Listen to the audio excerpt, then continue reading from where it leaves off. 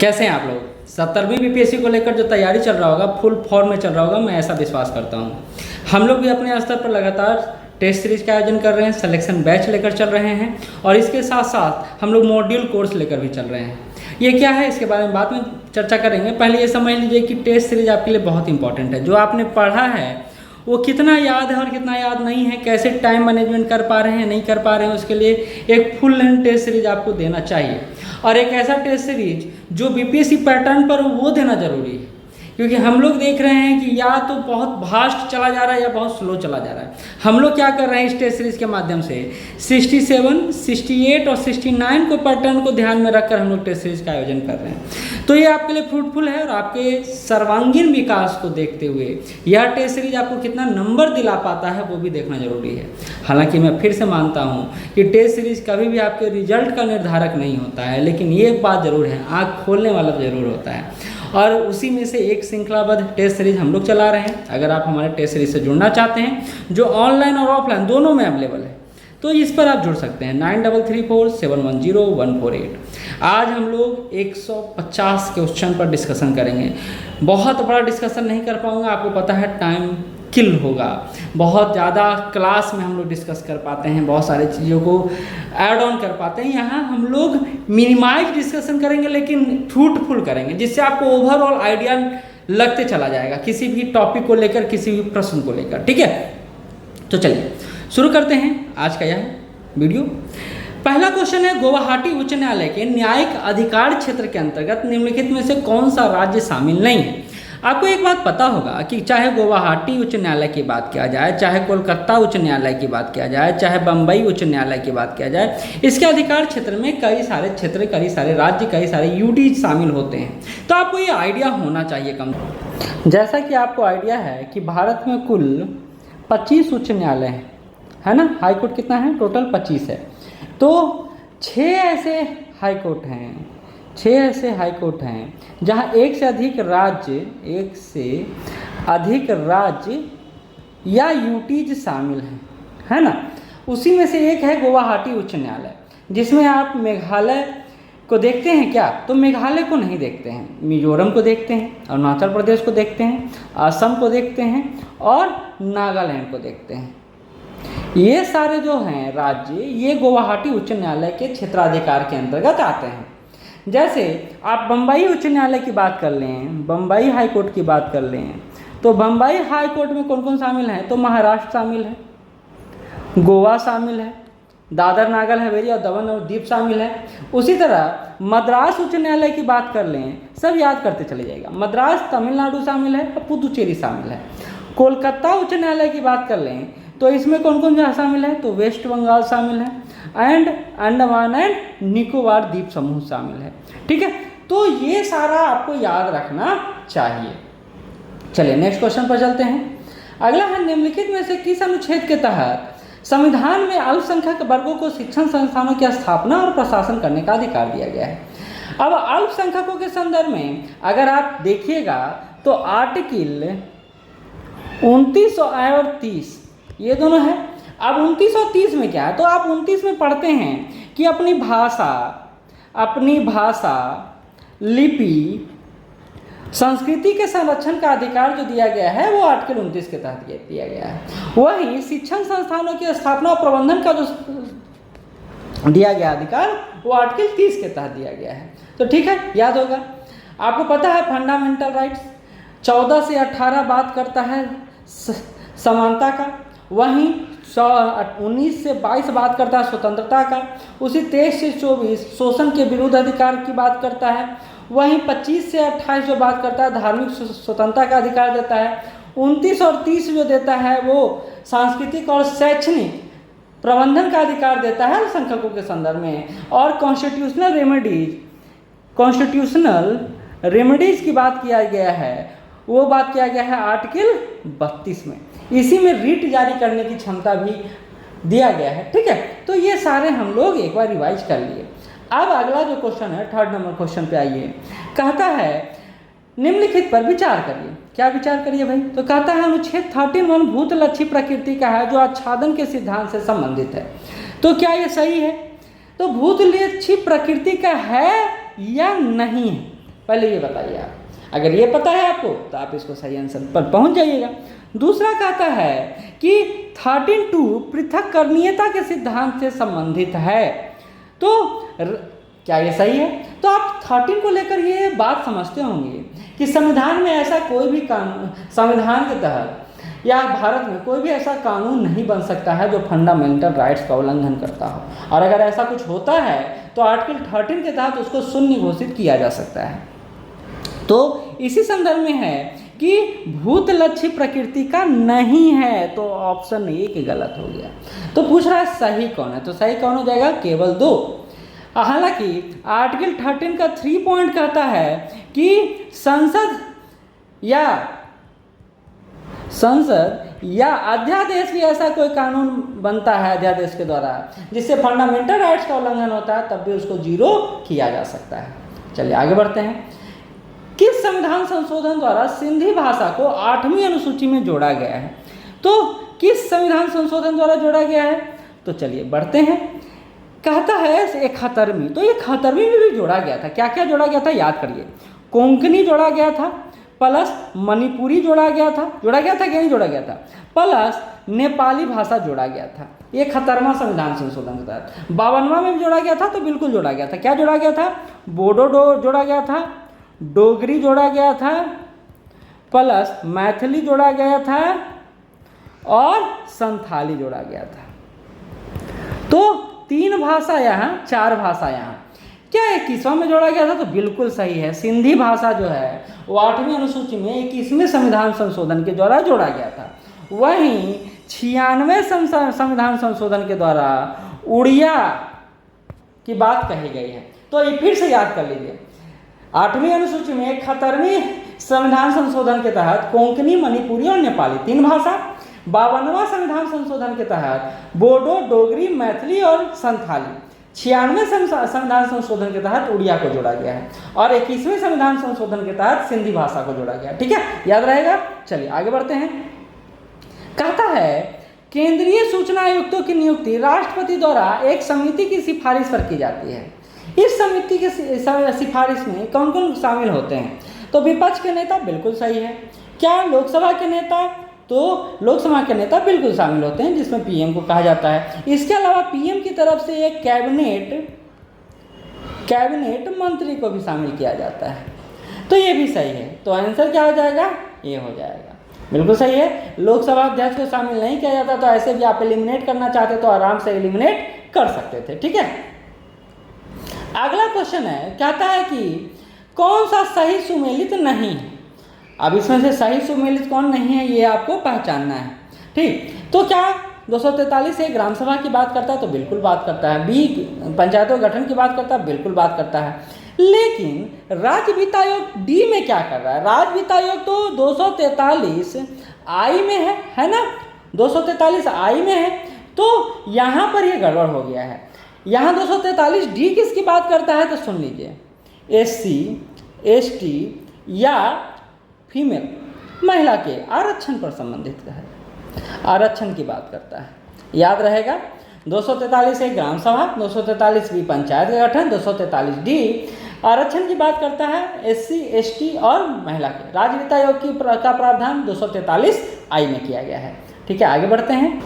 जो अगला क्वेश्चन है, कहता है लोकसभा अध्यक्ष के कार्यों के संदर्भ में कौन सा कथन सत्य है? तो लोकसभा अध्यक्ष के कई सारे कार्य हैं और आपको पता है इस बार तीसरी बार ऐसा हुआ है, 3rd टाइम ऐसा हुआ है जब लोकसभा अध्यक्ष का इलेक्शन हुआ है। पहला बार 1952 में इलेक्शन हुआ था और जीते थे कौन 1952 में? तो मावलंकर और शांताराम मोरे के बीच हुआ था। तो मावलंकर जीते थे 1952 में, मावलंकर जीते थे। फिर जो इलेक्शन हुआ अध्यक्ष का वो 1976 में हुआ। ये किसके बीच हुआ? तो भगत और जगन्नाथ राव के बीच, जगन्नाथ राव के बीच हुआ। ठीक है, और तीसरा जो इलेक्शन हुआ इस बार आप देखेंगे 2024 में, तो ये भी हुआ जिसमें कौन जीते? तो ओम बिरला जी जीते, ओम बिरला जीते। एक क्वेश्चन यहाँ और बन सकता है कि भैया इस बार ओम बिरला के विपक्ष में कौन खड़ा था? कांग्रेस ने किसको खड़ा किया था? तो करंट अफेयर में ऑलरेडी ये डिस्कस कर चुका हूँ, आपको इस क्वेश्चन का आंसर कमेंट बॉक्स में डालना है। कि ओम बिरला के खिलाफ कौन खड़े थे। अब आते हैं करंट अफेयर से इधर यहाँ बात कर लेते हैं। लोकसभा अध्यक्ष के कार्यों के संबंध में कौन सा कथन सही है? लोकसभा राज्यसभा के संयुक्त अधिवेशन की अध्यक्षता करता है तो बिल्कुल सही है। धन विधेयक का निर्णय करता है, बिल्कुल सही है। अच्छा, तीसरा क्या कह रहा है ये सुनिएगा। तीसरा कहता है कि संसदीय प्रक्रिया संबंधी सभी विवादों का उसका निर्णय अंतिम होगा। क्यों? बिल्कुल सही। ये तो अध्यक्ष है ना, तो ये तो निर्णय ले सकता है ना। तो पहला कथन, दूसरा कथन, तीसरा कथन तीनों सही है, डी आंसर हो जाएगा। चलिए आगे बढ़ते हैं। कहता निम्नलिखित में से कौन सा एक राज्य के नीति निर्देशक सिद्धांत संविधान में बाद में जोड़ा गया है? तो समान नागरिक संहिता तो पहले ही जोड़ा गया है, 44 आर्टिकल 44। अच्छा, उद्योगों के प्रबंध में कामगारों का भाग लेना, ये 43A में बात किया गया है। और एक में संविधान संशोधन से जोड़ा गया है, 42वें संविधान संशोधन से जोड़ा गया है। गोवध वध निषेध की बात करता है आर्टिकल 48। तो अब कौन होगा आंसर? तो आंसर हो जाएगा बी, हमारा बी हो जाएगा, बाद में ये जोड़ा गया है। ठीक है। निम्नलिखित में किस अधिनियम द्वारा संवैधानिक निरंकुशता का सिद्धांत प्रवृत्त किया गया?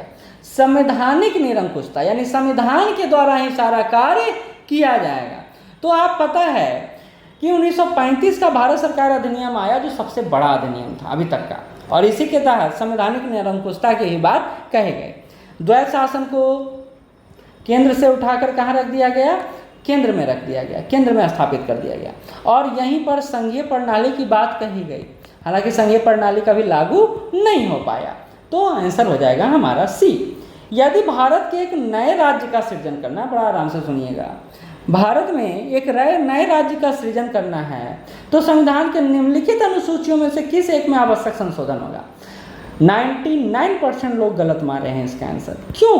तो उन्होंने इसको ध्यान में नहीं रखा कि क्या बोल रहा है, शेड्यूल्स बोल रहा है, आर्टिकल्स नहीं बोल रहा है। पहली बात तो किस शेड्यूल में करना होगा? तो ये होगा पहला अनुसूची, पहले में इसके संदर्भ में बात किया गया है, और विशेष बहुमत द्वारा ये प्रावधान होगा। दूसरी अनुसूची तो वेतन और पेंशन की बात करता है, पढ़ा चुके हैं क्लास में, और तीसरी अनुसूची शपथ की बात करता है। ठीक है, तो ये सारे बात हैं, तो पहली अनुसूची होगा आंसर।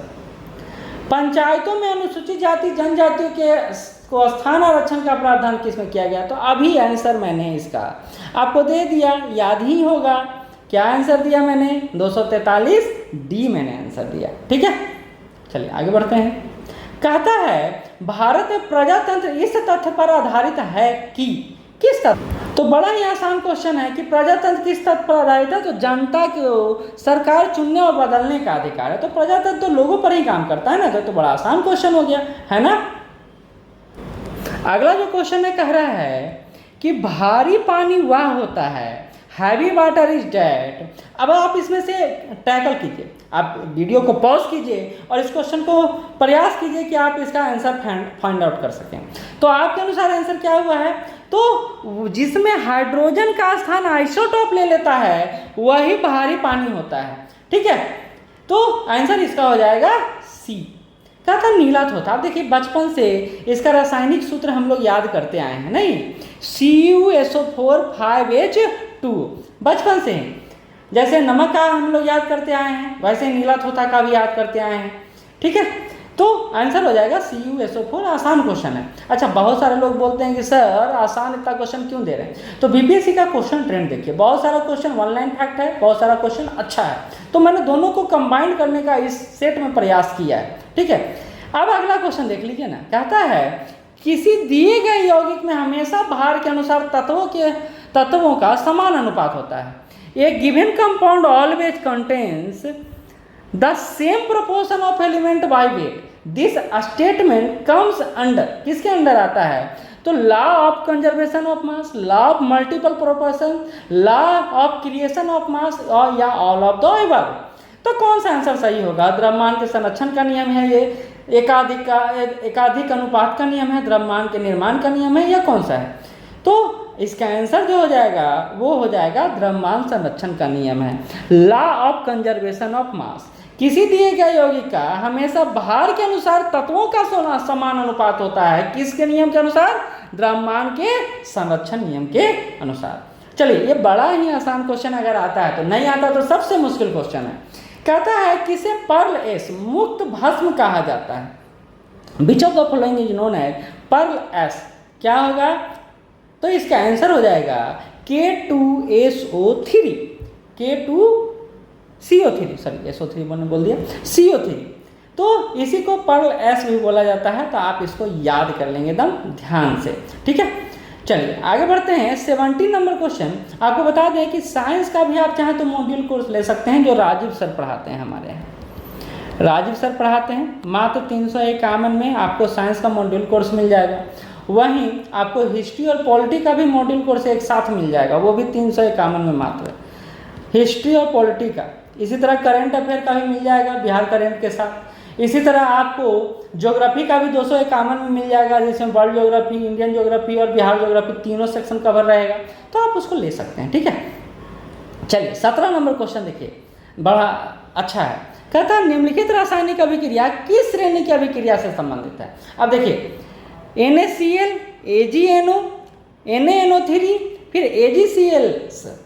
अब यह कौन से अभिक्रिया को बताता है, किस केमिकल रिएक्शन से यह बिलोंग करता है, आपको बताना है। द्विविस्थापन अभिक्रिया, रेडॉक्स अभिक्रिया, विस्थापन अभिक्रिया, संयोजन अभिक्रिया। देखिए न, आप पॉज करके ना नीचे आंसर करते जाइएगा, ताकि आपको पता चल जाए कि आपको ये बन रहा है या नहीं बन रहा है। Double displacement reaction, redox reaction, displacement reaction, combination reaction, तो आंसर होगा डबल डिस्प्लेसमेंट रिएक्शन, ये आंसर हो जाएगा। चलिए नेक्स्ट क्वेश्चन पर बढ़ते हैं। आसान है, आसान क्यों है? क्योंकि आप लगातार इस तरह के क्वेश्चन से जुड़ते रहते हैं। कहता है इलेक्ट्रॉन का गुण नहीं है।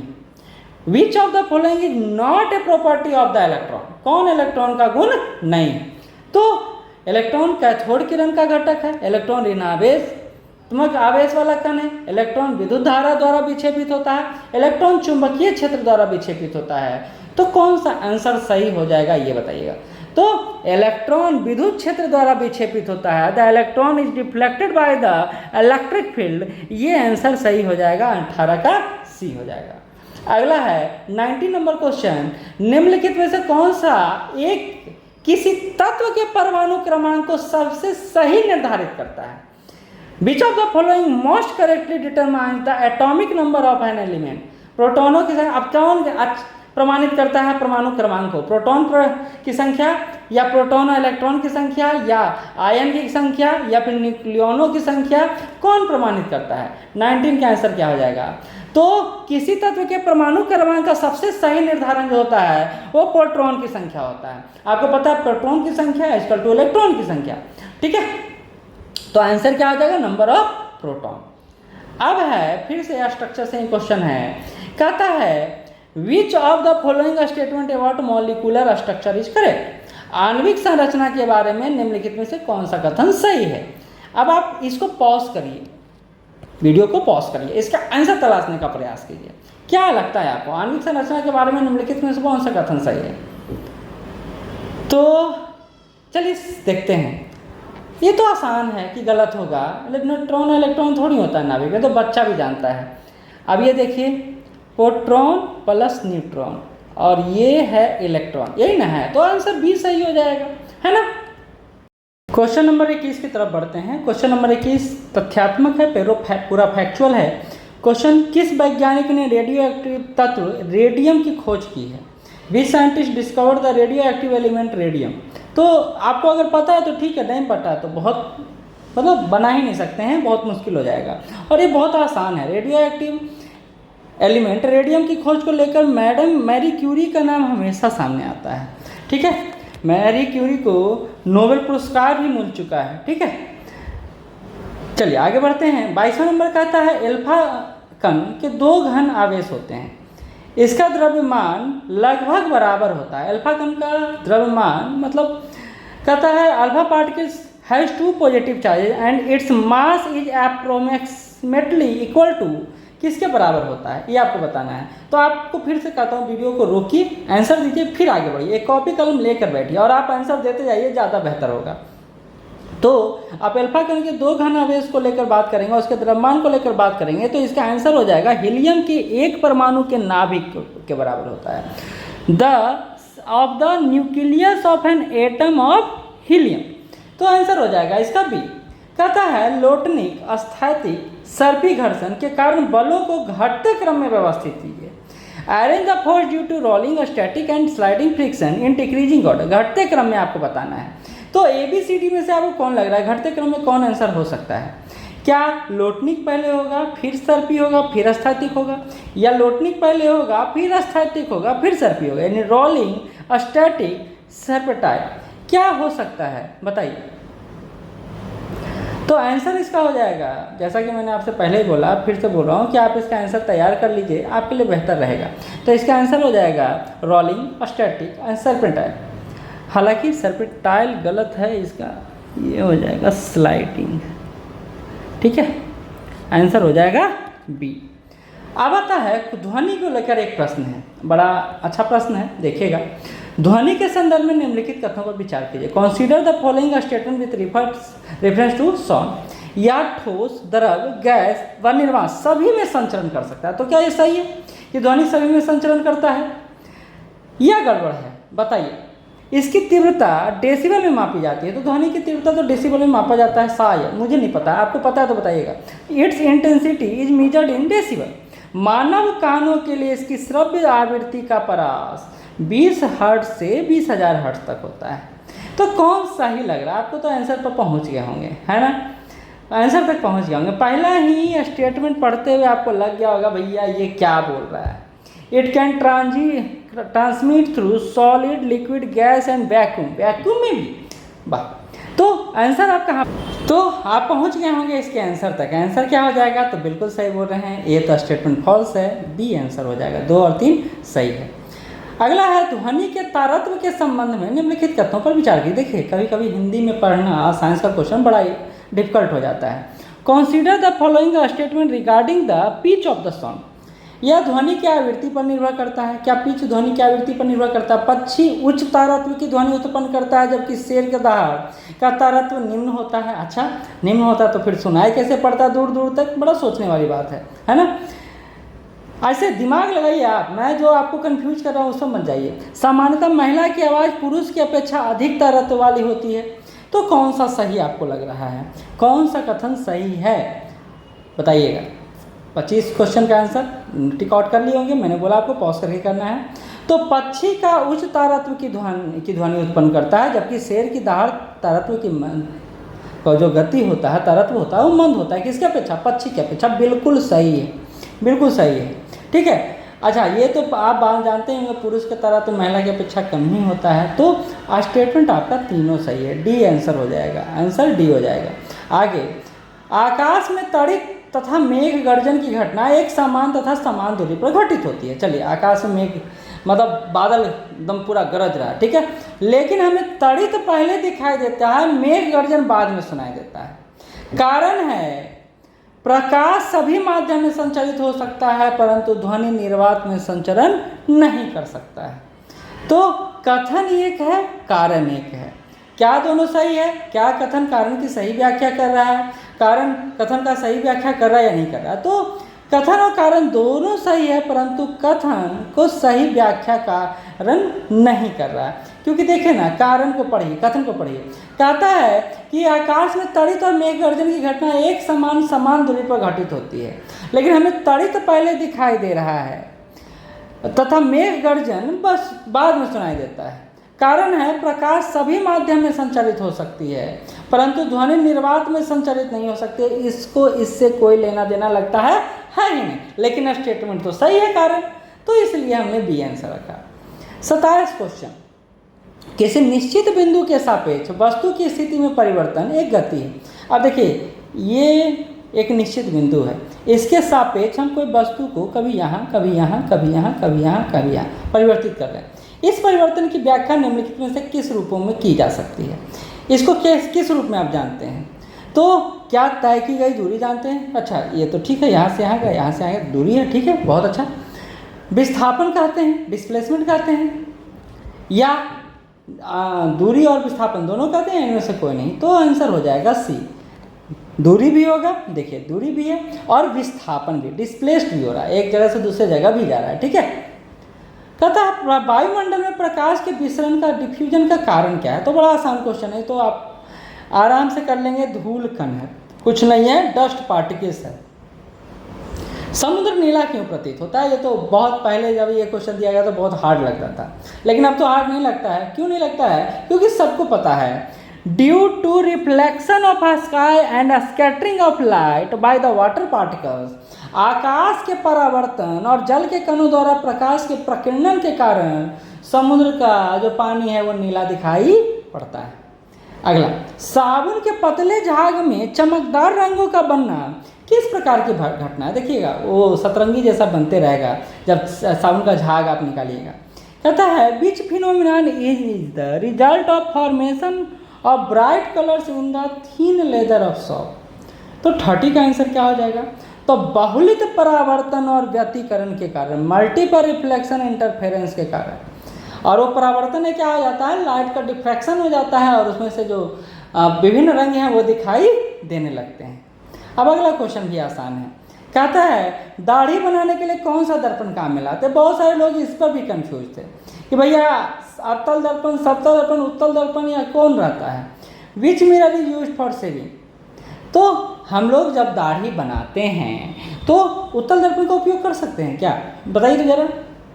समतल दर्पण हो सकता है क्या? चलिए आप सोच के आंसर बताइए, पहले टिक आउट कीजिए, फिर मैं इसका आंसर बताता हूँ आपको। तो बिल्कुल आप सही सोचे हैं, आंसर हो जाएगा अवतल दर्पण। अच्छा, अवतल दर्पण क्यों होगा?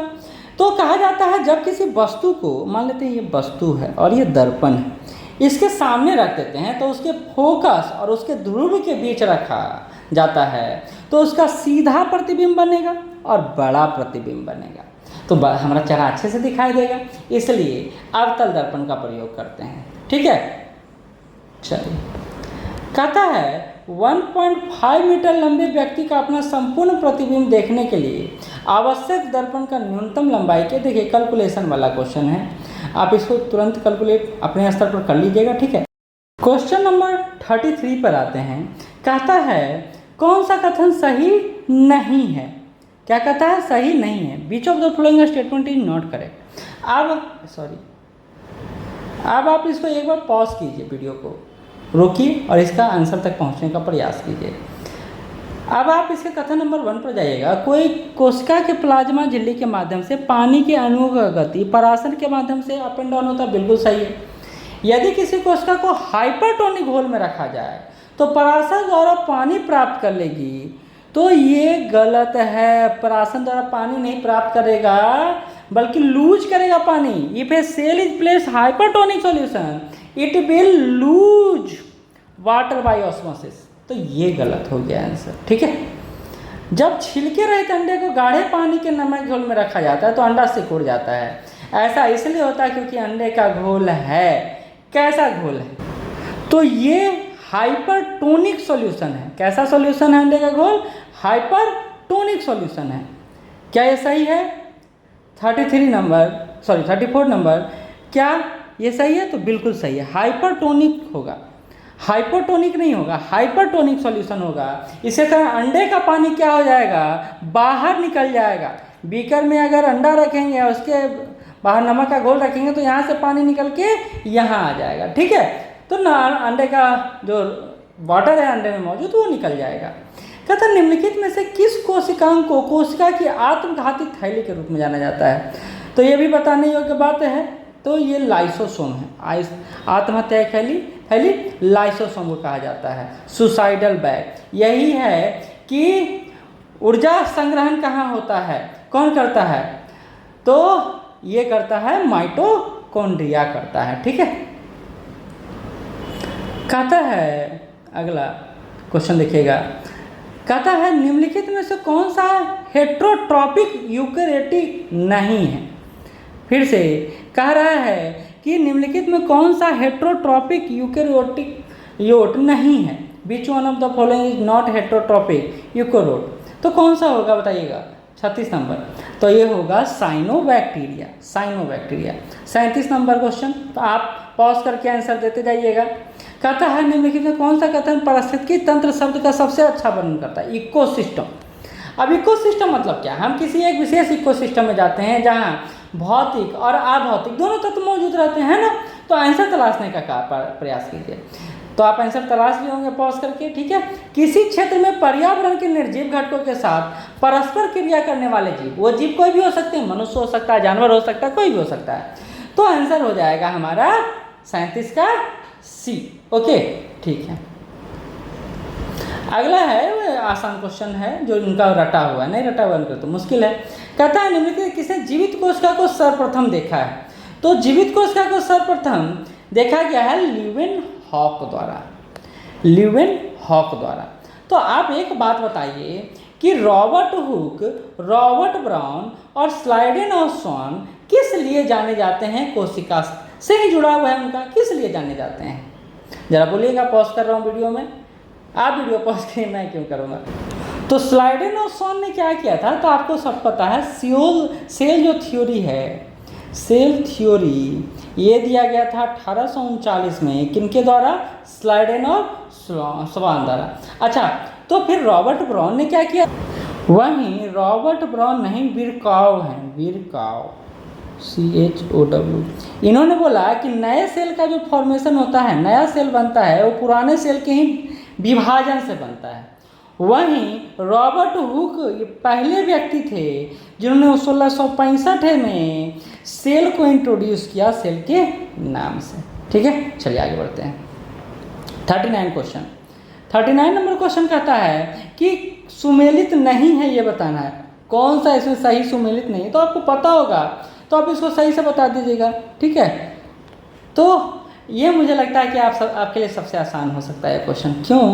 क्योंकि बहुकोशिकीय नहीं है यीस्ट, बाकी एक कोशिकीय है क्लाइमाइडोमोनास, और सबसे छोटी है कोशिका माइकोप्लाज्म, और शुतुरमुर्ग का अंडा तो सबसे बड़ी कोशिका होती हैं। ठीक है, कथन निम्नलिखित कथन और कारण दिया हुआ है, पढ़िए और आंसर कीजिए। तो क्या कथन है? कहता है प्रोकैरियोटिक जीवों जैसे जीवाणु में केंद्रक अनुपस्थित होते हैं। तो क्या जीवाणु में केंद्रक होते हैं या नहीं होते हैं? केंद्रक झिल्ली के अभाव में इनमें केवल DNA युक्त केंद्राभ होते हैं। तो इंग्लिश में पढ़ते, nucleus is absent in prokaryotic organism like bacteria. In the absence of nuclear membrane, only nucleus containing DNA is found in them। तो कौन सही है ये आपको बताना है। तो ए और आर दोनों सही है, आर ए की सही स्पष्टीकरण कर रहा है। कहता अस्थायी ऊतक विभाज्योतक से किस प्रकार भिन्न है? कहता how are the permanent tissue different from the meristem. तो इसका आंसर क्या होगा? तो ये इसलिए भिन्न है क्योंकि अंतरकोशिकीय अवकाश होता है, it is a intercellular space, इसलिए अस्थायी ऊतक विभाज्योतक से भिन्न कहलाता है। 42वां, छोटी आंत जहाँ भोजन का पाचन एवं अवशोषण होता है में कौन सा एपिथेलियम ऊतक पाया जाता है? Which epithelium tissue is found in a small intestine where digestion and absorption of food take place. तो कौन सा होगा? सल्की होगा, घनाकार होगा, स्तंभाकार होगा, स्तरित सल्की होगा, कौन सा होगा?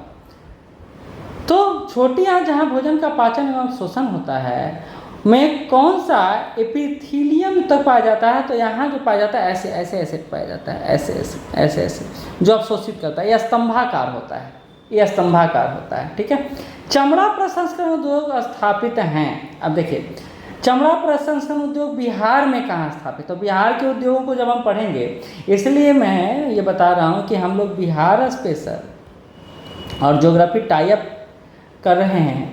और आप अगर बिहार स्पेशल और इकोनॉमी एक साथ पढ़िएगा तो आपको 351 में हम लोग मॉड्यूल कोर्स दे रहे हैं, आप चाहें तो उससे जुड़ सकते हैं। तो ऐसे ऐसे क्वेश्चन वहाँ से आपको बन जाएंगे। तो चमड़ा प्रसंस्करण उद्योग बिहार के संदर्भ में बात हो रहा है, तो ये बरौनी होगा, पश्चिम चंपारण होगा, मुजफ्फरपुर होगा। ये है चमड़ा प्रसंस्करण उद्योग है। ये सबसे ज़्यादा कानपुर का बात किया जाता है चमड़ा उद्योग के क्षेत्र में। ठीक है, उर्वरक संयंत्र पायराट्स फॉस्फेट एंड केमिकल्स लिमिटेड कहाँ है? तो ये 44वां नंबर क्वेश्चन पूछ रहा है, ये कहाँ है? डालमिया नगर है, अमझोर है, बरौनी है, कोई नहीं है, क्या है बताइएगा। तो इसका आंसर हो जाएगा अमझोर। 1 मिनट, अमझोर हो जाएगा। ठीक है, चलिए आगे बढ़ते हैं। हाँ, डालमिया नगर भी बहुत फेमस जगह है। तो डालमिया नगर किस लिए फेमस है? कौन सा उद्योग यहाँ लगा हुआ है आप नीचे कमेंट बॉक्स में बताइएगा हमको, ठीक है। ये वही डालमिया नगर है जो रामकृष्ण डालमिया द्वारा शुरू किया गया था 20वीं सेंचुरी में। डालमिया ग्रुप से यहाँ बिजनेस चलता था। अब मैं आपसे सिर्फ यही पूछना चाह रहा हूँ कि यहाँ कौन सा बिजनेस चलता था। डेहरी ऑनसून में है यह इलाका और ये पड़ता है रोहतास में, रोहतास में। तो आपको ये बताना है। अगला क्वेश्चन है, तब बिहार के किस जिले में सर्वाधिक संख्या में उद्योग स्थापित है। तो ये जो उद्योग स्थापित, देखिए वन लाइन फैक्ट है, सबको फटाफट मारते चलता हूँ। पटना में सबसे ज़्यादा स्थापित है। इंपीरियल टोबैको कंपनी बिहार के किस जिला में स्थापित है। तो यह स्थापित है बेगूसराय में, ठीक है। ये वन लाइन फैक्ट है, जिसको पता होगा तुरंत हो जाएगा। बिहार में जूट उत्पादन में भारत में जूट उत्पादन में बिहार का कौन सा स्थान है।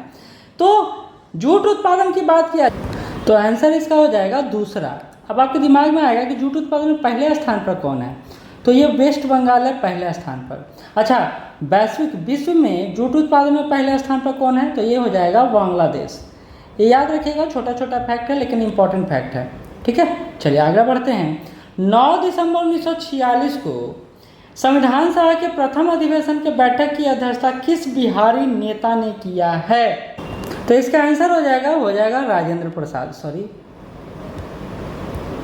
राजेंद्र प्रसाद। और उपाध्यक्ष किनको चुना गया था। अध्यक्ष तो राजेंद्र प्रसाद थे, उपाध्यक्ष किनको चुना गया था। तो उपाध्यक्ष थे हरेंद्र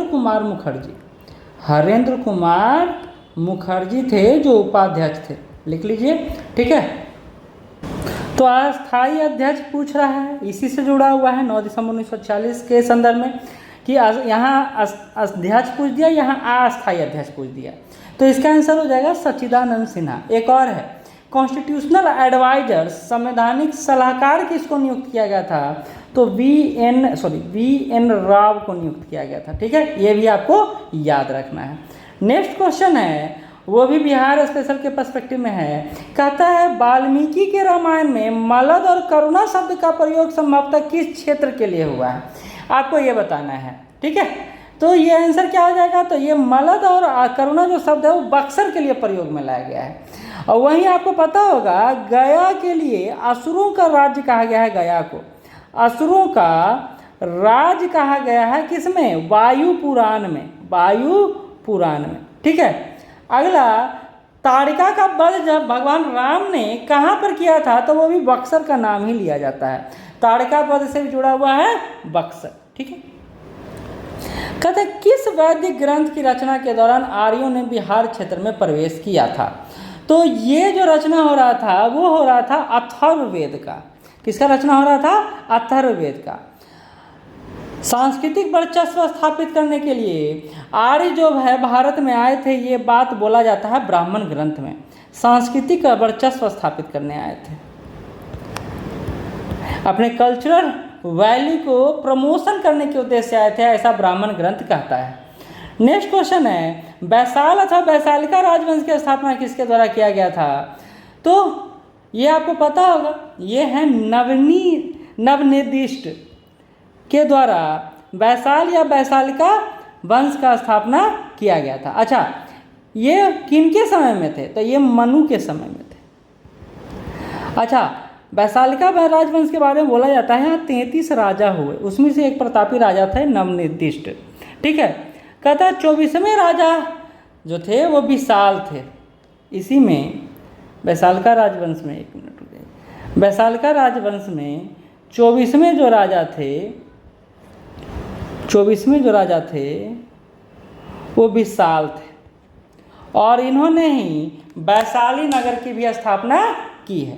तो ये भी एक इम्पॉर्टेंट फैक्ट है जो आपको जानना चाहिए। अच्छा, वैशालिका राजवंश का अंतिम शासक कौन हुआ, ये भी इम्पॉर्टेंट फैक्ट है। तो ये सुमति या प्रमति, जो दोनों नाम मिलता है, सुमति या प्रमति, ये राजा हुए, ठीक है।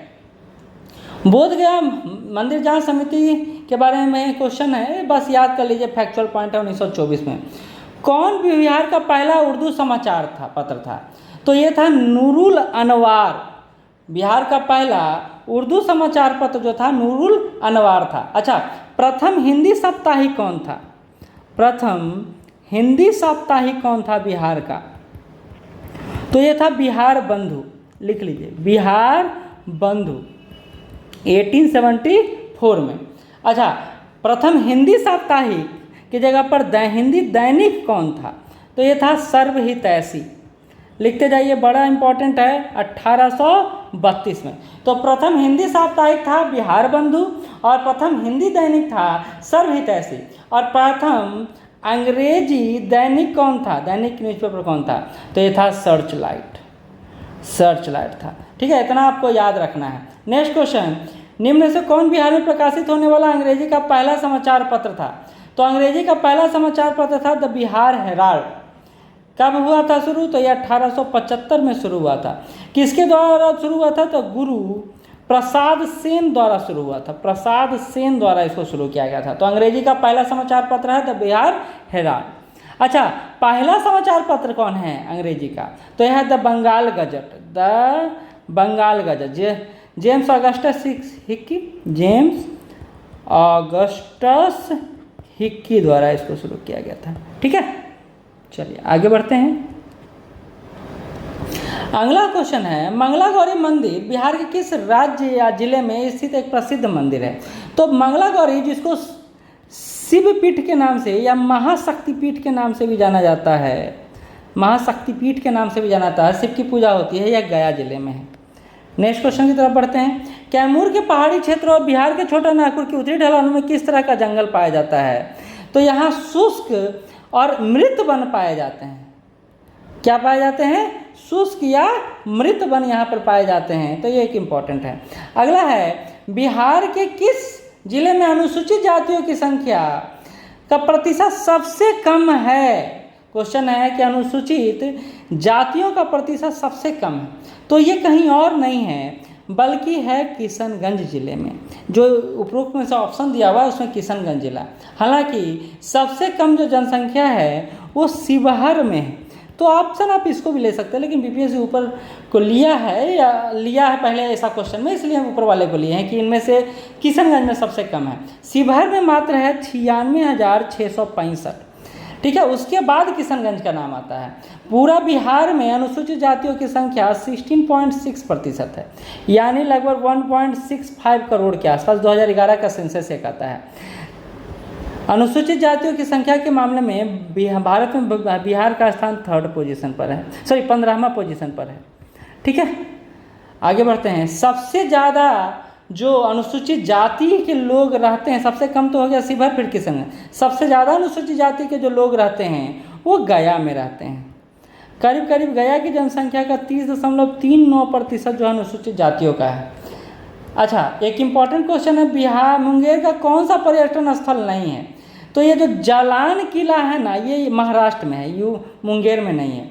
चैत्र माह के शुक्ल पक्ष के 9वें दिन कौन सा त्यौहार? तो अभी देख रहे हैं हम लोग क्या मना रहे हैं, क्या मना रहे हैं? रामनवमी मना रहे हैं। रामनवमी मनाएंगे, आज से शुरू हो गया ना।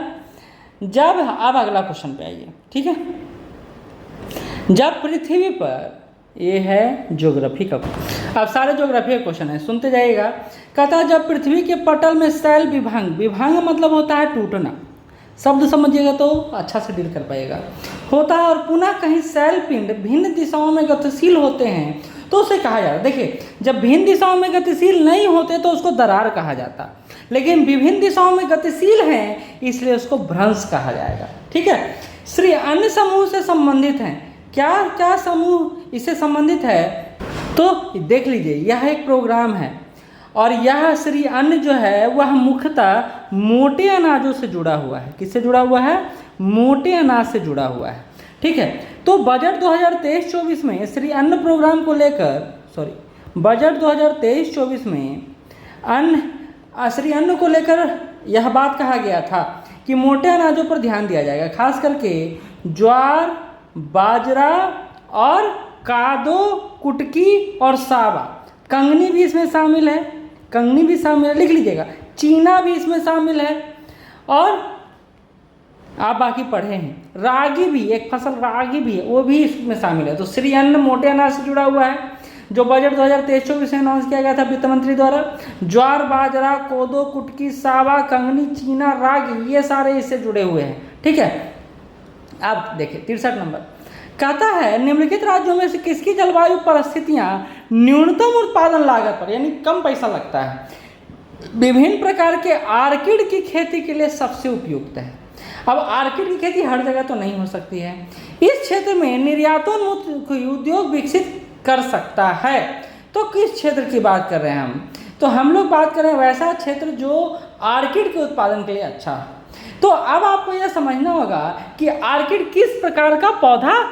तो सामान्यतः आर्किड का जो खेती होता है वो ऐसे समय में होता है जहाँ क्षेत्र में होता है जहाँ अर्ध छाया क्षेत्र हो, यानी बहुत ज़्यादा गर्मी भी नहीं हो, ठीक है, और जहाँ आर्द्रता काफ़ी ज़्यादा, आर्द्रता यानी वर्षा वर्षा ठीक होता, ठीक है, तो ऐसा क्षेत्र चाहिए। और इसके लिए बिहार का पूर्वोत्तर जो जोन है वो बहुत ही फेमस है। जैसे अरुणाचल प्रदेश हो गया, जैसे आंसर इसका अरुणाचल प्रदेश, असम हो गया, मेघालय हो गया, इसी तरह सिक्किम हो गया। ये सारा जो बेल्ट है ना ऑर्किड के उत्पादन के लिए प्रसिद्ध है, ठीक। अच्छा, आते हैं नोस्ट्रो खाता से क्या तात्पर्य है। तो दो तरह की खाता होता है, नोस्ट्रो खाता होता है, वोस्ट्रो खाता होता है, ठीक है, ये समझ गए। नोस्ट्रो खाता और वोस्ट्रो खाता, अभी दोनों में अंतर क्या है तो समझ लीजिए, बड़ा सिंपल तरीके से बता रहा हूँ मैं। SBI हमारा यहाँ से उठ के चला गया USA, ठीक है, SBI उठ के चला गया USA में, और यहाँ कोई खाता खोलता है, तो यहाँ तो USA में USA डॉलर के हिसाब से काम करना पड़ेगा, तो USA डॉलर के हिसाब से ही संचालन करना पड़ेगा SBI का। इस तरह के खाता को नोस्ट्रो बोला जाता है। बात समझ में आ गया। अब अमेरिका का एक बैंक है JP मॉर्गन, वो यहाँ से उठ के आ गया भारत आ गया। भारत में संचालन कैसे करेगा, वो कैसे अपना व्यवस्था देखेगा, तो भारतीय रुपये के हिसाब से देखेगा। तो वहाँ से यहाँ आकर काम किया, तो इसको कहते हैं वोस्ट्रो अकाउंट। तो नोस्ट्रो और वोस्ट्रो क्या है ये समझ में आ गया। अब देखिए आंसर भी जल्दी निकल जाएगा आपका। तो नोस्ट्रो अकाउंट किसे कहते हैं? तो ऐसा खाता जो भारतीय बैंक अन्य देश में वहाँ की प्रचलित मुद्रा में संचालित करता है, उसको कहते हैं नोस्ट्रो अकाउंट, ठीक है। नेक्स्ट, वह खाता जो बैंकों में संचालित किए जाने वाले चालू खाते और बचत खाते दोनों के संयुक्त लक्ष्यों और लाभों के परिणामों को प्रदर्शित करता है, इस तरह खाता को क्या कहा जाता है? तो इस तरह खाता को कहा जाता है कासा खाता। फिर कहता है कि यह अगर खाता धारक को डेली स्तर पर काम है, डे बाई डे काम है, तो डे बाई डे के लिए कासा खाता खोला जाता है। करंट अकाउंट और सेविंग अकाउंट का मिक्स्ड अकाउंट है, जिसको कहते हैं कासा अकाउंट। इसका फुल फॉर्म है CASA, current account saving account, ठीक है, समझ में आ गया। आगे बढ़ें, ठीक है। नेक्स्ट, भारत में वित्त आयोग के कार्यों में क्या शामिल है? तो क्या क्या वित्त आयोग के कार्यों में शामिल है ये देख लीजिए। तो पहली बात, वित्त आयोग की संकल्पना हमारे संविधान में आर्टिकल 280 में किया गया है, ठीक है। कहते हैं कि केंद्र के विभाज्य करों में राज्यों का अंश का निर्धारण करता है। क्या ये सही है? राज्यों को दिए जाने वाले केंद्रीय अनुदानों के लिए फॉर्मूले का निर्धारण करता है। दोनों आपको सही लग सकता है, लेकिन उल्टा है।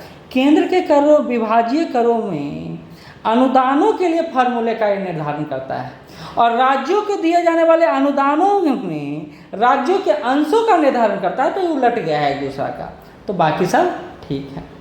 16वें वित्त आयोग की सिफारिशें किस अवधि तक रहेंगी ये बात करना है। तो पहली बात, तो 16वां वित्त आयोग किनके नेतृत्व में गठित किया गया है ये आपको पता होना चाहिए। तो ये है अरविंद पनगढ़िया जी के नेतृत्व में, पनगढ़िया के नेतृत्व में, ठीक है।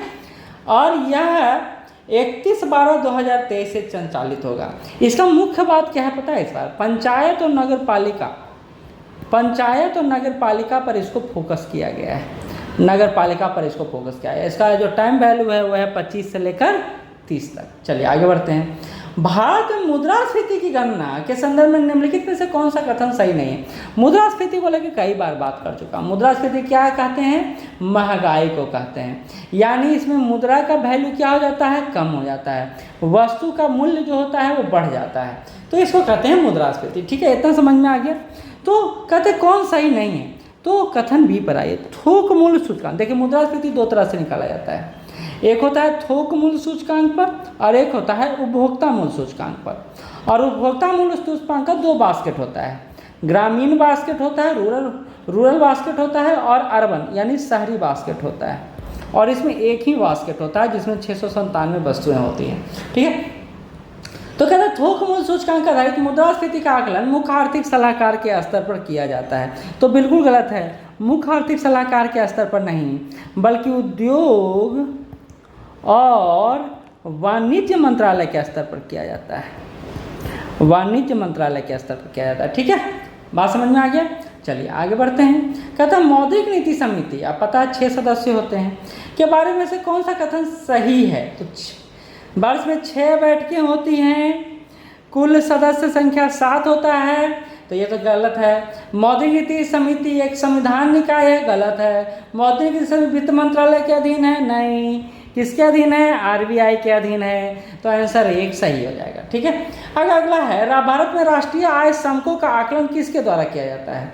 तो ये किया जाता है केंद्रीय सांख्यिकी संगठन द्वारा, CSO द्वारा। हालांकि अब ये CSO NSO के अंतर्गत काम करता है। ठीक है, अगला है भारत में एक अविकसित देश कहा जाता है, क्यों?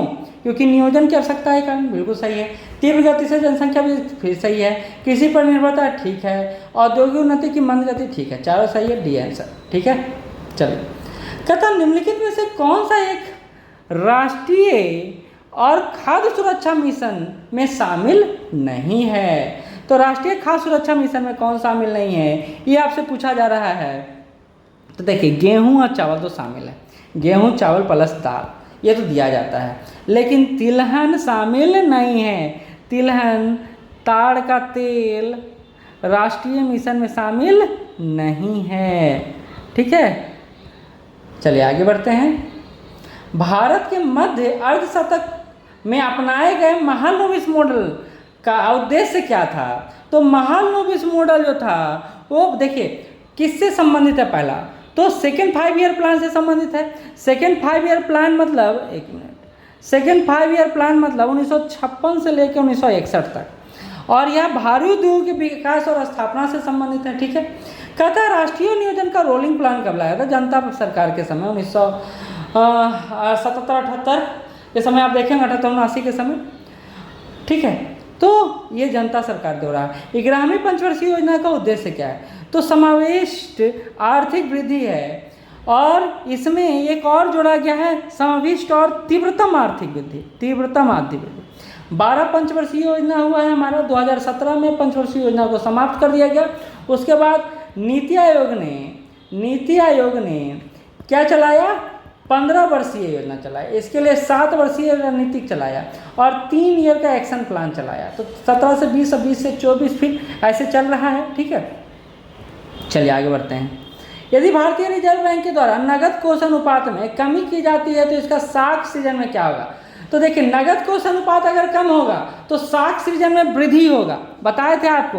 क्योंकि साख कैसे बढ़ेगा? अगर पैसा ज़्यादा होगा, फ्लो बढ़ जाएगा, नगद कोष अनुपात कम करेगा तो कोष उसका बढ़ जाएगा, पैसा बैंकों के पास बढ़ जाएगा, तो साख बढ़ जाएगा बैंकों का, तो वृद्धि होगा। ठीक है, SLR इसको कहते हैं इंग्लिश में। ठीक है, हम लोग पढ़े थे SLR, CRR, SLR, फिर बैंक रेट, फिर ओपन मार्केट सिस्टम, ये सारा पढ़े थे। ठीक, RN मल्होत्रा कमेटी संबंधित है, किससे संबंधित है? तो RN मल्होत्रा कमेटी संबंधित है बीमा क्षेत्र से। एक और क्वेश्चन है, निम्नलिखित में से भारत निर्माण का कौन सा अंश नहीं है? तो भारत निर्माण में क्या क्या शामिल होता है पर देख रहे, कृषि आधारित उद्योग, ग्रामीण विद्युतीकरण, ग्रामीण आवास। अब आपको क्या लगता है? तो हमको लगता है कि शामिल नहीं है। भारत निर्माण में कौन शामिल नहीं है? तो ग्रामीण आवास शामिल नहीं हो सकता है। बाकी ग्रामीण विद्युतीकरण, कृषि आधारित उद्योग तो ये भारत निर्माण का अंश है, लेकिन ग्रामीण आवास को आप सामाजिक सोशल वेलफेयर से जोड़कर देख सकते हैं। ठीक, तो C आंसर होगा इसका। अगला है, भारत में पहली अमृत भारत रेलगाड़ी निम्नलिखित में किन 2 शहरों के बीच चला है? तो मुंबई और पुणे के बीच चला। ये तो तथ्यात्मक है, इसमें कुछ बताने वाला है नहीं। एक अच्छा क्वेश्चन है आगे। केंद्र सरकार ने शुष्क क्षेत्रों में जल संकट से निपटने के लिए प्रधानमंत्री आवास योजना के तहत निर्मित आवास के निकट वर्षा जल संचयन प्रणाली टाका को अपनाया है। और ये टाका जो प्रचलित है बहुत पहले से ही प्रचलित है। कहाँ? पश्चिमी राजस्थान में ये टाका प्रणाली को पहले ही सुरक्षित, वर्षा जल को ये संरक्षित करने का एक तरीका है टाका प्रणाली, जो पश्चिमी राजस्थान के साथ बाड़मेर इलाका में बहुत ज़्यादा प्रसिद्ध है। 81 में गोल्डन ग्लोब अवार्ड का सर्वश्रेष्ठ निर्देशक का खिताब किसको दिया गया है? तो क्रिस्टोफर नोलान को दिया गया। ये देखिए तथ्यात्मक है, इसमें कुछ बता। उग्रम क्या है? तो एक असॉल्ट राइफल है जो DRDO द्वारा विकसित किया गया। फिर से गलत, ठीक है। एक असॉल्ट राइफल है जो DRDO द्वारा विकसित किया गया है। इसको 100 दिन के अंदर विकसित किया गया है, तो एक बड़ी उपलब्धि भी है DRDO का। 100 दिन के अंदर ही इसको विकसित किया गया, ठीक है। मानसनामा समाचारों की सुर्खियों में है, इसके बारे में निम्नलिखित से कौन सा कथन सही नहीं है? सही नहीं है। एक मिनट, इसका कलर ही चेंज कर देता हूँ। कौन सा सही नहीं है? तो ये आप जब पढ़िएगा, मानसनामा एक लघु मतलब फिल्म है, ठीक है, डॉक्यूमेंट्री टाइप का है। तो ये बात सही है कि लघु फिल्म है, तमिल भाषा की फिल्म है, लेकिन इसे मलयालम, हिंदी और कन्नड़ भाषा में डब किया गया, भी सही है। अगला कहता है इसने 513 पुरस्कार मिले हैं, जिससे इसे गिनीज वर्ल्ड रिकॉर्ड में शामिल किया, ये भी सही है। और एक कहता है कि इसने विदेशी भाषा की लघु फिल्म वर्ग में गोल्डन ग्लोब पुरस्कार जीता, ये गलत है। बाकी सारा सही है, ठीक है। चलिए आगे बढ़ते हैं। गुरप्रीत आंदोलन का 19वां शिखर सम्मेलन का आयोजन कहाँ किया गया है? तो ये देखिए, ये सारा करंट है, आपको पता होना चाहिए कि एस जयशंकर इसमें पार्टिसिपेट किए थे। और ये जो कंपाला युगांडा में इसको नाम को आयोजित किया था, नॉन अलाइनमेंट मूवमेंट। आपको पता है इसका गठन, नाम का गठन 1961 में हुआ था, जिसमें हमारे प्रधानमंत्री जवाहरलाल नेहरू का भी योगदान है। हालांकि इसके गठन में टीटो का भी योगदान है, इसके अलावा नासिर का भी योगदान है, इसके अलावा सुकर्णो का भी योगदान है, और इसके अलावा आप देखिएगा तो जवाहरलाल नेहरू का भी योगदान है। तो ये सारे नेता नॉन अलाइनमेंट मूवमेंट से जुड़े हुए हैं, और अभी तक भारत इसको आगे बढ़ाने में लगा हुआ है, ठीक है। तो चलिए आगे बढ़ते हैं। नेक्स्ट क्वेश्चन कहता प्रोजेक्ट परियोजना भीष्म को लेकर, बहुत बार इसे क्वेश्चन में पूछ सकता हूँ क्लास में, कौन सा कथन सही नहीं है? अब ये कौन सा कथन सही नहीं है ये पूछ रहा है। तो कहता है Bhishma Bharat health initiative for सहयोग हित एंड मैत्री का संक्षिप्तीकरण, बहुत सही। यह विदेश से आयातित अत्याधुनिक आपातकालीन चिकित्सा सुविधा है, बिल्कुल गलत, क्योंकि भारत का स्वदेशी है, हमारा है, तो ये गलत हो गया। तो आगे क्यों बढ़े, ठीक है। कहता है भारत को जानो कार्यक्रम में निम्नलिखित में से किसकी पहल है? तो ये पहल है भारत को जानो प्रोग्राम, जो लाया गया था 11 से 29 दिसंबर 2023 को यह प्रोग्राम चलाया गया। 20 वर्षों से यह क्रियान्वित किया जा रहा है। 2023 से भारत को जानो कार्यक्रम को क्रियान्वित किया जा रहा है। 1 मिनट, 2003 से इस प्रोग्राम को चलाया जा रहा है, तो बहुत इंपॉर्टेंट है। और विदेश मंत्रालय द्वारा इस प्रोग्राम को चलाया जा रहा है, भारत को जानो कार्यक्रम, ठीक है। तो ये इंपॉर्टेंट बात है। अगला जो है प्रयास है। प्रयास का फुल फॉर्म सुन लीजिए, promoting regular and assistant migration for youth and skill professional. यानी ये बात समझ लीजिए कि प्रयास मूलतः उनको लिए है, उन युवाओं के लिए जो बाहर जाके कमाते उमाते हैं। तो आंसर इसका क्या हो जाएगा? सी हो जाएगा। नेक्स्ट जो क्वेश्चन है बन्नी ग्रासलैंड से जुड़ा हुआ है। कहता है कि कौन सा कथन असत्य है बन्नी ग्रासलैंड को लेकर? तो बन्नी ग्रासलैंड को लेकर आप बन्नी ग्रासलैंड के बारे में जानते हैं, यह एशिया का सबसे बड़ा ग्रासलैंड है, विश्व का नहीं, एशिया का सबसे बड़ा ग्रासलैंड है। बन्नी ग्रासलैंड गुजरात के कच्छ जनपद में द्वीप प्रस्थित की तंत्रों नम भूमि भी है, यानी दलदल भूमि है, ग्रासलैंड भी एक अनूठा क्षेत्र है। केंद्र सरकार ने बन्नी ग्रासलैंड में दूसरे चीता संरक्षण पालन केंद्र की स्थापना को मंजूरी दी, ये भी सही है। यहाँ बन्नी प्रजाति की भैंस यहाँ पाई जाती है, ये भी सही है। तो 88वां का आंसर आपको समझ में आ गया होगा। कौन सा कथन असत्य है? तो पहला कथन असत्य है। कहता है निम्नलिखित में से किस देश के साथ वेनेजुएला का सीमा विवाद हाल ही में सुर्खियों में रहा है? तो वेनेजुएला का सीमा विवाद जो है गुयाना के साथ इधर बहुत रहा है। लगभग 1.6 किलोमीटर स्क्वायर में तेल और खनिज संसाधन क्षेत्र है, तेल और खनिज संसाधन क्षेत्र है, और इसी क्षेत्र को वेनेजुएला और गुयाना एक दूसरे के आमने सामने हैं, ठीक है। रेड होल को लेकर बीच में बहुत चर्चा चला था। उत्तराखंड में रेड होल वालों ने जल्दी सुरंग कर दिया था जिससे लोगों को निकाला जा सका था। हालांकि इसको बैन कर दिया गया था। राष्ट्रीय हरित प्राधिकरण ने 2014 में मेघालय में रैट होल खनन तकनीक का उपयोग करके कोयला खनन को प्रतिबंधित कर दिया था। रैट होल खनन तकनीक का उपयोग अब भी निर्माण स्थलों पर किया जाता है, लेकिन ये चर्चा में कब आया जब रैट होल खनकों ने उत्तराखंड के सिलकियारा सुरंग में फंसे 41 श्रमिकों को निकालने के लिए 800 मिलीमीटर व्यास के पाइप को अंतिम छोर तक पहुंचाया था।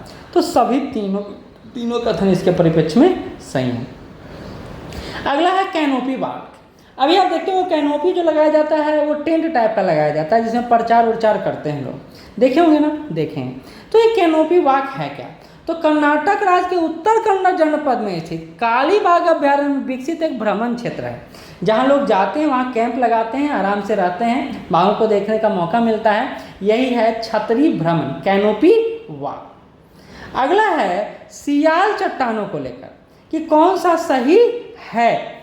तो सियाल के बारे में बताता है कि यह सिलिका और एल्युमिनियम से बना है सियाल चट्टान। सामान्यतः यह सिलिका समृद्ध चट्टानों का प्रयोग किया जाने वाला शब्द बहुत सही है, तो आंसर ए हो जाएगा। अगला जो क्वेश्चन है वो कहता है डॉक्टर सी नारायण रेड्डी राष्ट्रीय साहित्य पुरस्कार प्रसिद्ध तमिल लेखिका शिव शंकरी को दिया गया। बहुत सही है, एकदम सही बात है। 3 लाख रुपए नगद दिया गया, ये गड़बड़ है। 5 लाख रुपए नगद दिया गया, तो कौन सा कथन सत्य है? तो एक कथन सत्य है। कहता केंद्र सरकार ने जलवायु संवेदनशील जिलों में स्थित कितने गांवों में जलवायु अनुकूलन खेती को बढ़ावा देने के लिए एक रूपरेखा का अनावरण करने की घोषणा की है। तो ये लगभग 50,000 गाँवों के संदर्भ में बात किया जा रहा है। जलवायु संवेदनशील जिलों में कितने गाँव के लिए? तो 50,000 गाँवों के लिए बात किया जा रहा है। अगला जो है वो है हाल ही में लेबर पार्टी में भारी चुनावी जीत के बाद कीर स्टारमर को ब्रिटेन का प्रधानमंत्री बना दिया गया। तो ये तो आंसर हो जाएगा ब्रिटेन का प्रधानमंत्री। ऐसे ही मैंने बोल दिया चलते चलते, आपको भी याद ही होगा, आपको भी पता ही होगा। अगला है वीरता पुरस्कार को लेकर प्रश्न। देखिए वीरता पुरस्कार कई तरह का मिलता है आपको। वीरता पुरस्कार में परमवीर चक्र भी होता है, जानते ही होंगे आप। इसके बाद अशोक चक्र भी दिया जाता है आपको। इसके अलावा महावीर चक्र भी दिया जाता है आपको। इसके अलावा कीर्ति चक्र भी दिया जाता है आपको। इसके अलावा वीर चक्र भी दिया जाता है आपको। शौर्य चक्र भी दिया जाता है। सारे वीरता पुरस्कार हैं, ठीक है। तो ये वीरता पुरस्कार के संदर्भ में एक कोटेशन है, मतलब क्वेश्चन है। कहता है कि कीर्ति चक्र शांति काल में दिया जाने वाला दूसरा सबसे बड़ा वीरता पुरस्कार महावीर चक्र के समकक्ष है। मेजर दिग्विजय सिंह रावत को 21वीं बटालियन पैराशूट रेजिमेंट को कीर्ति चक्र दिया गया। दोनों का दोनों कथन सही है, दोनों का दोनों कथन बिल्कुल सही है। अगला है हाल ही में नरेंद्र मोदी जी की आधिकारिक यात्रा पर मॉस्को पहुंचे, रसिया पहुंचे, सही बात है। और देखिए रसिया के बाद यूक्रेन भी गए, हम सुलह कराने का भी प्रयास कर रहे हैं। तो भारत और रूस के संदर्भ में निम्नलिखित कथनों पर विचार कीजिए। कहता है पहला ही कथन कि वाणिज्य विभाग, अभी ये आंकड़ा आया है इसलिए इंपॉर्टेंट है। वित्त वर्ष 2023-24 में द्विपक्षीय व्यापार 55.70 अरब डॉलर चला गया। बिल्कुल गलत है, 65 अरब डॉलर चला गया। ये भारत ने सोचा भी नहीं था जितना ज़्यादा तेज़ी से बीओपी भुगतान संतुलन जो है अव्यवस्थित हुआ है रसिया के साथ। हमारा पहले भुगतान संतुलन 3-4 अरब डॉलर का था, अब 65 अरब डॉलर का हो गया। क्यों? क्योंकि हम लोग प्राकृतिक गैस या पेट्रोलियम प्रोडक्ट का लेन देन कर रहे हैं। तो यही बात कथन सेकंड में भी बोला गया है। तो कथन 2 सही है, बाकी 1 गलत है, ठीक है। कहता हाल ही में भारत के विज्ञान और प्रौद्योगिकी मंत्रालय ने किस देश की सरकार के सहयोग से Indo French liver and metabolic disease network का शुभारंभ किया है? तो ये शुभारंभ किया गया है फ्रांस सरकार की मदद से, ठीक है।